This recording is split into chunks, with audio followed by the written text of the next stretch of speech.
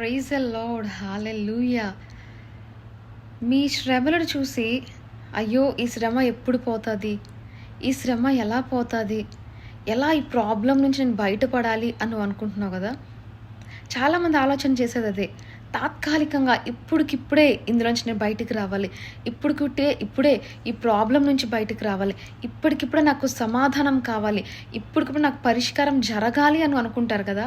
ఒకటి గుర్తుపెట్టుకోండి, దేవుడు ఎప్పుడు టెంపరీ సొల్యూషన్స్ ఇవ్వడు, పర్మనెంట్ సొల్యూషన్ ఇస్తాడు. అది ఆలస్యమైనా అది నీ మేలు కొరకే.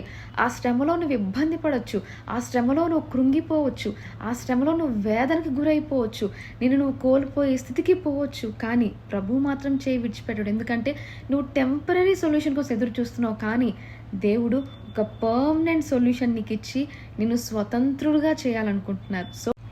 సో ఆ పర్మనెంట్ సొల్యూషన్ కోసం ఆలస్యమైన ఓపికతో ఎదురు చూడండి. దేవుడు అద్భుతమైన రీతిలో దేవునికి సమాధానం ఇస్తాడు. God bless you.